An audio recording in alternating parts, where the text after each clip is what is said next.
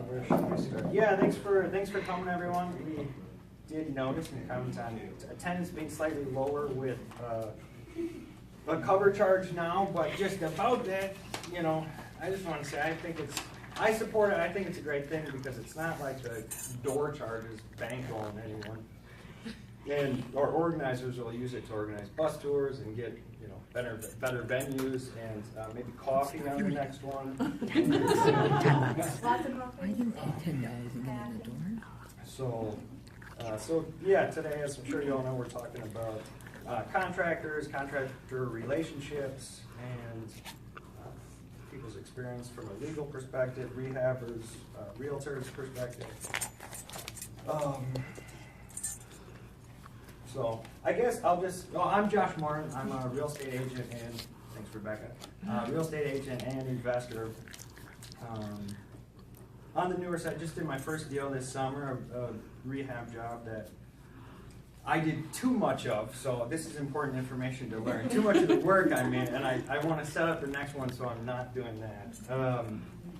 But here are our experts today. So why don't we just start with Nicole, the rehabber, and you guys introduce yourself and say, you know, what you do exactly. And, yeah. So I'm Nicole Pettis. I know most of you know me, but I do rehabs and flips and working on. I've got 4 going right now that we need to get finished up and on the market. But last 2 years, a lot of growing, a lot of learning, a lot of mistakes made. But you know, just keep in mind that you're going to make mistakes, but learn and grow from them, and just keep pushing through, and then get them done and get them sold. So just working through the pain points right now and trying to make things better. My name is Anthony Klenke. You guys probably don't know who I am. I have a small rental portfolio near Josh and River West.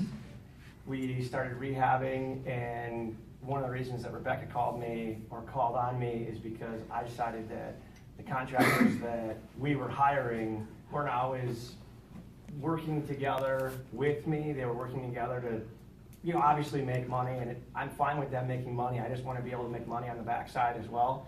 So we have 2 rehabs for sale right now, one in Fox Point, one in Whitefish Bay, and another one in Alabama. We have a wholesale deal that hopefully we can get into still this week, that if anybody would be interested in, we can work it together on that. And, you know, I've started rehabbing in 2013, rental portfolio. I started in 2007, 6-ish, so I got to learn what it's like to have a lot of money disappear in about 2 weeks, or the availability of money. But, you know, one of the things that I learned is that there's so much private money that's on the sidelines. On any given day, you just need to ask people. And sometimes it's the most random thing that you lead with. I know you're probably not interested in this, but you might know somebody that would be. And I've gotten 4 deals, one of which is $1 million credit line from somebody. So that was a big win based on me asking a question to somebody at a bar. See, it's good to go to bars, I told you. But he's holding 2 notes for me right now. So I would tell you guys, when it looks bleak, you need to find a way. And like Nicole said, you either win or you learn. I have learned a lot. Being experienced and getting experienced are 2 different things. You want to make sure that you have experience, you use experience, because when you get experienced, it hurts. And you want to make sure that you're on the professional side on moving forward and having great relationships with your contractors, and letting, you know, you have to know internally that they need to make money, they need to know that you need to make money. And I guess that's where Rebecca was nice enough to call on me, and I hope that I can help any of you guys during today, or, you know, find me on Facebook. I'm happy to help outside of, you know, the REIA event today, for sure, because I've gotten burned a few times, and I'd like to make sure that other people can, you know, find a path. It's not always a straight path, but it definitely is something that you have to work at no matter what. Anthony, real quick, do you work as a general contractor for people, or just your own projects? I have started working as a general contractor for other people. It has to be the right project, and I have to align with the values that they have and the scope of work that they're willing to put in we don't do this, the tiny, and I'm not trying to critique anybody's rehabs that they're doing. We have ripped down houses completely. We've ripped off second floors and added new space. We don't do a quick kitchen and bathroom. We're usually reorganizing the flow patterns of a house. You know, closet space, you know, it could be kitchen layout completely. We're moving plumbing, electrical. You know, I had a spot welder in extending a beam 7 feet so that we could gain 3 feet on this last project we did in Fox Point. So the amount of things that can go wrong on our projects is massive. And so I just try to minimize that. And so when I go out to other people's projects, I try to explain what's behind the walls. Anybody can make what's on the front side, what you see pretty. It can be useful to an extent, but your mechanicals are really important. If you don't do good work and your contractors aren't on the same page as you are with the quality, you may have a great general contractor, but then they hire the cheapest guys possible. That's where the vetting process, I think, gets lost, because a lot of you guys that want to do this or are doing this, you find somebody and they match you very well with your vision. And then they try to go line their pockets. And again, I understand that they have to make money. You guys need to manage them and understand who their subcontractors are, because having a licensed plumber is important. Electrician, HVAC guy. If you have never run into mold, find a mold remediation company, vet them. Most of them aren't fly-by-night places. They have to send in certifications to the state. We, on this last project, had to have 3,000 square feet of vermiculite, which is an asbestos-based insulation sucked out of an attic. Like Nicole, I got a number for $30,000, and that was something that was not expected. We did find somebody that has a really cool vacuum that, no, seriously, I was shocked. He only operates it after midnight.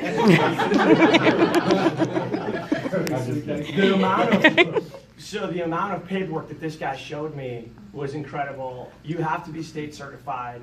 He has one of the few systems that are qualified to do this work. They cut 2 holes in my attic and they sucked the whole thing out in 2 days. And there is still, it's called zonalite, that is actually the asbestos material. There was like a $150 million class action lawsuit, so there's this big balloon of money.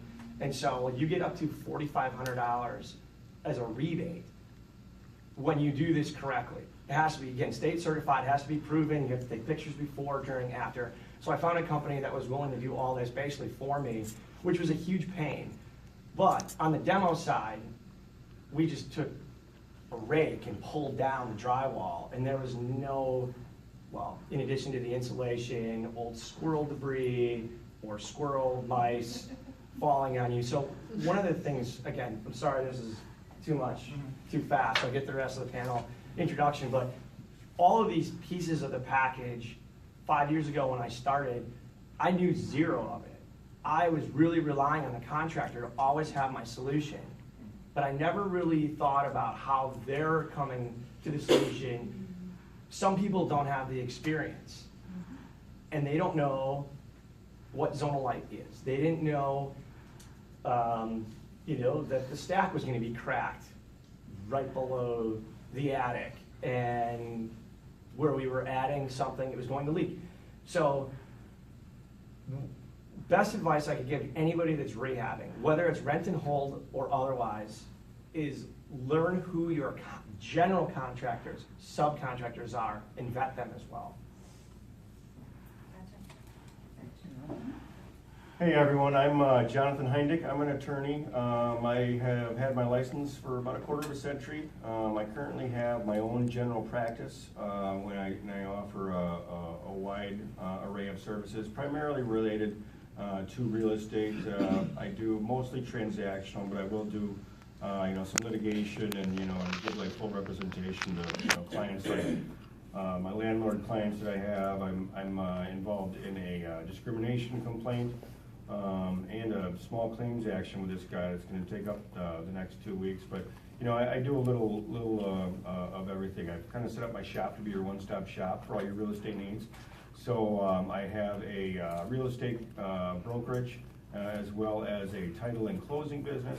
And it allows me to provide a wide variety of services to my clients depending on what exactly they need, and been doing that for quite some time. So I don't have any cards here, by the way. People have been asking me for cards. My daughter got in a car accident last night with my car. She just got her driver's license on Thursday. And, anyways, I don't know why I let her use my car and not the car that I had for her, the old crappy one that has a bunch of dents in it and stuff. But anyways, my cards are in that car, and I forgot to get them out last night. After I got the 11 o'clock phone call. But my phone number is 262-796-0055, and I'm at extension 101, and that's the law office. I have several other numbers too, but I'll just give you one. Awesome. Well, my name is Marcus Auerbach. I have been a buy and hold investor since 2010. It all started out with the crazy idea that I could buy a house that I wouldn't live in and then rent it out and collect money for that. And it took me a long time to get started because I just didn't trust the whole thing. I was like, why is not everybody doing this? I was very, very skeptical. Eventually did it after a bunch of seminars and education, and in hindsight the only thing I would do differently today is I should have started sooner and have done more of it. Wish I could go back to 2009 like many of us do, I think.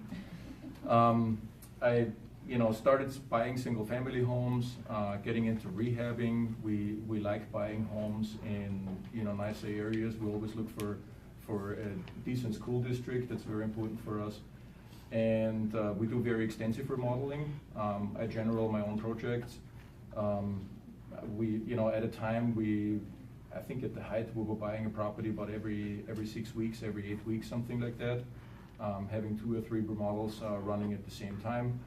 I eventually quit my corporate job after 20 years and technically retired on real estate, and I also work as an agent now and just follow my passion. It's just what I really enjoy.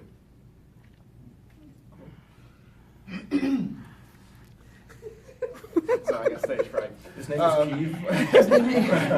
Hi everybody, my name is Keith Washington. The out-of-state real estate broker with, not out-of-state, out of the box real estate broker with Jason Scott Realty.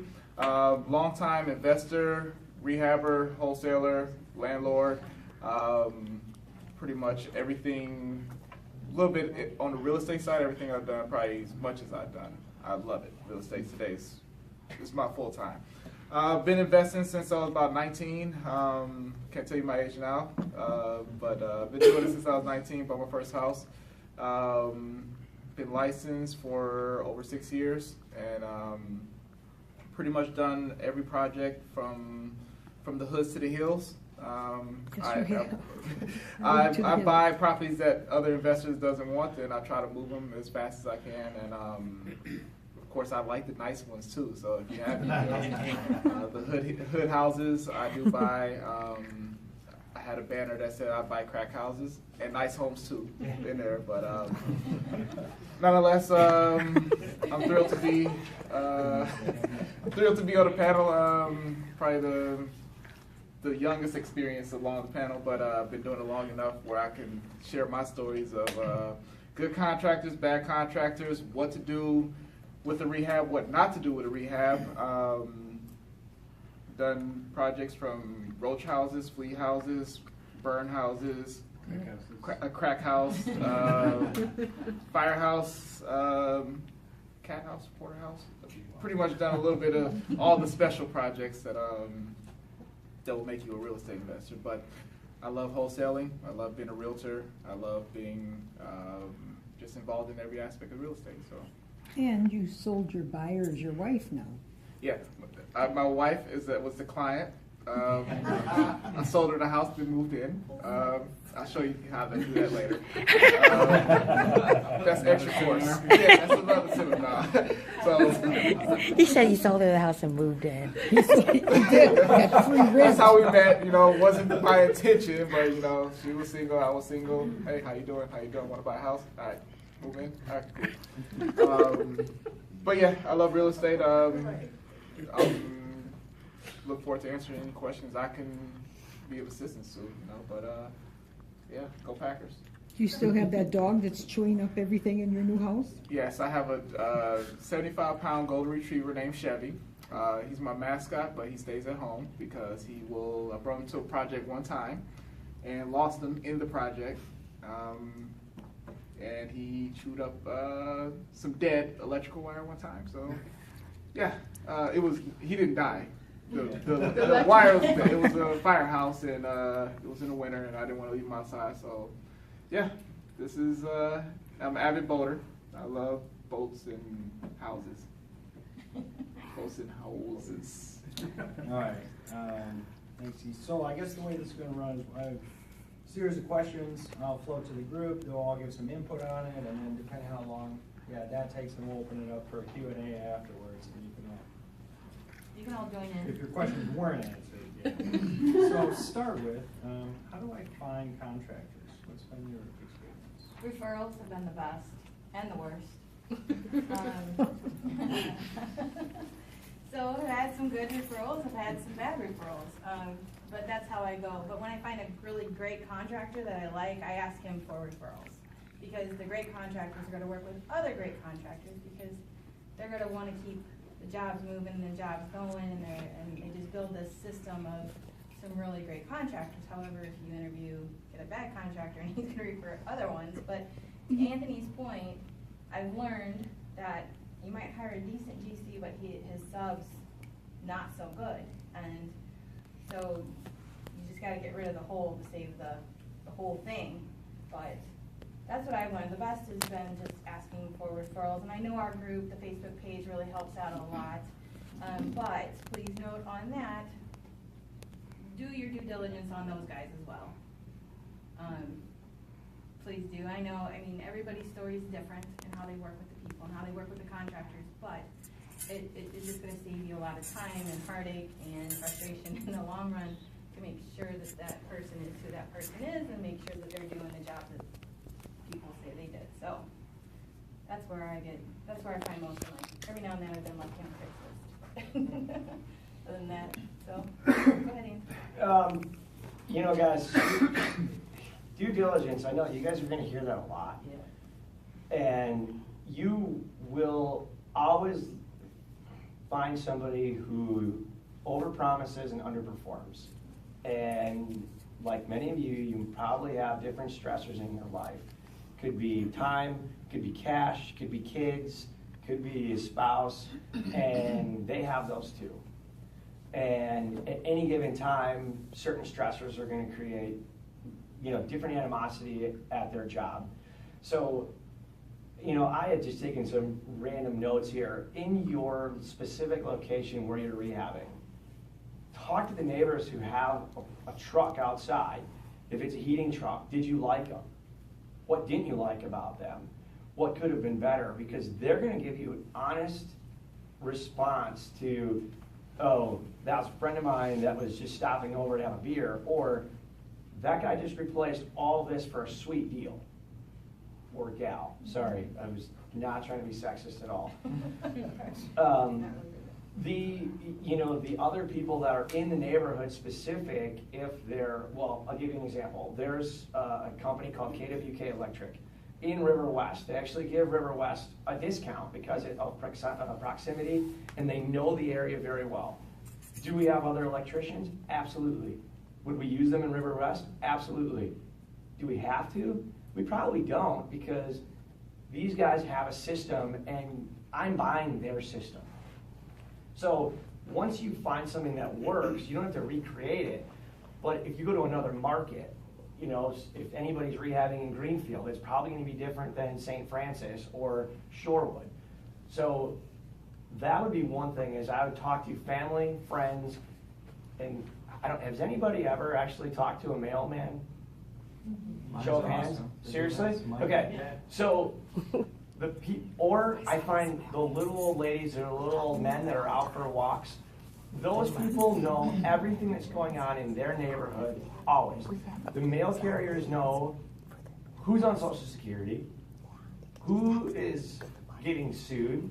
You know, he can tell you more about that. You know, that you have to send out certified information all the time, and if you're getting enough certified mail, they're going to pick up on, you know, that there's an issue. And in my world, they're called bird dogs. I don't know what you guys call them, but they're just people that can give you information or help move your process faster. Those people are priceless because a lot of times they're just going to give you information for nothing. And it's going to be really good information. If you find out that the roofer has been at a house 6 times for repairs by the mailman and you got that guy's name, take it out of your phone because that guy's not doing good work. So family, if any of you guys do use designers for anything? Okay, well, you know, I would talk to designers that have a consistent workload.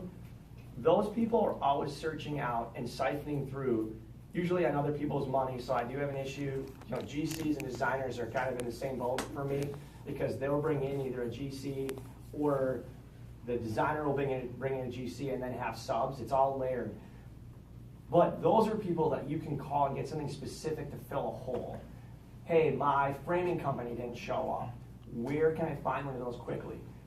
They seem to always have this book, little black book of layers of, okay, well, these guys can do framing, these guys can come in and do some cabinet setting. Maybe you have handymen are priceless too. You know, if you bring some of them in, they usually have had to find a solution for a very specific problem where they've needed to pull a permit. They can do all the work. They're qualified to do the work, but they're not qualified with the state credentialing. So I would start with those pieces and then still do your due diligence. I would still go down deeper and find out their subs. Find out, you know, I have workers' comp on my guys and, you know, the whole package. We're in a legit company that has, you know, work staff that can come in and help us on projects. And I usually bring them in because they're less value, less cost to pass on to the customer, or less cost for me. Instead of having somebody that's $75 or $100 an hour doing the work, I can have my guys rip out the plumbing and let the plumber just come in and do his thing. It helps me lower my cost. But you want to find the people that are going to allow you to do that. Because, you know, to Josh's point, he wants to find out how he can do less of the work. I think that that's a fantastic idea for a lot of people, unless you have an unlimited checkbook. It's a pipe dream because you still need to know the processes of what your scope of work is. So, again, I apologize for those who are going to hear me say due diligence again, but really get down to the next, not just one person that says they did a good job. Find somebody that said they did a bad job, bring that up to them and see how they react. If they did a horrible job and the house burned down, call this guy, he'll buy it. Absolutely. Yeah, I mean, that's a good point. I mean, you know, the contractors that you use, they can, you know, or the people that are using the contractors, they can just be, you know, not real nice or normal people and just be pissed off at the world and, you know, and give bad reviews and whatnot. But, you know, I don't do a lot of stuff with hiring and firing contractors and finding them and stuff. But I would certainly check all the state websites, make sure they're licensed when they say they're licensed. Check CCAT, the Wisconsin Circuit Court Access database, and do a search for them and see what comes up. You know, if their company or they individually have gotten sued maybe a couple of times over 10 years or so, maybe it's not anything to look at. But you can kind of get into the nitty gritty of the cases a little bit on there and kind of get a good feel and possibly even talk to the people who are suing them. But if you see guys out there that have, you know, a lot of different complaints against them, there's a reason why. you know, and they're either not accommodating, or, you know, usually they're not very good at what they're doing, and they cause a lot of problems. Besides that, I think it's just really important to make sure everyone has insurance, and check that they're, you know, that they're licensed, and they're, you know, if they're doing entities, if they say they're an entity, make sure that entity actually does exist. How long has it been in existence? You know, you can look at the DFI, Wisconsin Department of Federal Institutions webpage, and do a record search on any contractor, and find out how long at least that specific entity that they're using has been in business. You know, things like that are really good. Word of mouth, referrals are I think, always the best way to go, myself personally. But I don't really get involved in that kind of stuff much. I get involved after you've hired those guys. It went south. Yeah. Yeah, I'm trying not to repeat what already has been said, and I think what's left adding to this is that in my experience, contractors come in three major flavors. So you have the large contractors that you hear advertising on radio. They have salespeople. They have big offices, a lot of admin staff. They carry big overhead, and they're set up to cater to subdivisions. And they, you know, with that overhead, they charge a price that, you know, basically takes them out of the game for our purpose of, you know, being an investor. They're just too expensive. The other big category, you know, going all the way down, are the fly-by-night guys. You know, they're oftentimes intriguing to us because they, you know, they promise you the world. They, you know, have low prices, but be very careful. You get what you pay for, and you want to stay away from those as well. So, you know, that leaves you with that sliver that is right there in the middle. And those are often guys that are really, you know, hardworking. They know what they're doing, but they're just often not very good business people. They don't know how to market themselves. Maybe they don't have the best communication skills. They're a good contractor. They would, you know, they would run a big business if they would be better business people or better communication individuals. But they're really good contractors. They usually don't have salespeople. They usually don't even have anybody to write you an estimate. So if you demand an estimate from them, know that that means that that guy needs to go home at night after a 10-hour day and sit down on his computer and work 3 hours on an itemized estimate for you. So I'd like you to be, you know, very mindful, you know, because the general notion is, oh yeah, get 3 estimates for everything. Be careful with that, or be mindful with that, and keep in mind what you're asking those people to do for you. Because nobody's making money writing up an estimate. Estimates are always free. And they're interviewing you as much as you're interviewing them. And it needs to be a relationship that is, you know, built on mutual trust, you know, and I only work with people that I like, quite frankly, because, you know, I have choices. I can find somebody who is, you know, just a person that, you know, I have better chemistry with, and I can relate better to. And then, you know, if you find a good one, hang on to them, treat them well. I pay my contractors usually every Friday, and, you know, I make sure that they never have to wait for their money. It's very important, because if you demand a low price, you can't make that guy wait for 30 days before you pay them. And like Nicole said, I mean, good contractors know other good contractors. Good people know good people. And that's one good thing right there is good people know other good people. And I've had good recommendations from contractors on a recent project. It was supposed to have been a small rehab. It was a rental property, ended up hiring a unnamed contractor, and he spoke a good game. Of course, very personable, but, you know, personality only gets you so far with certain contractors. I went as far as asking other people, other investors out who worked with him in the past.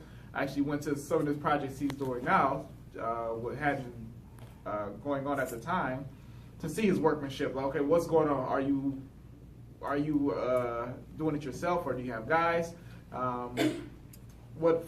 What he fell short on was this particular contractor was he relied so much on his foreman that when his foreman and him had a disagreement, his whole business started tumbling down. He had, on one project, he had 6, 7 guys, and he promised, I could come in, knock this out in 2 weeks. I'm like, I'll give you 3, because that's one of those over-promising type things. I'm like, okay, hey, I got some flexibility on the schedule, but be real with me up front. Of course, for those who's been on a contract, on a job site, and you talk to the contractors, there's a lot of F-bombs flying around. Like his foreman is like, what the kids say, excuse my French,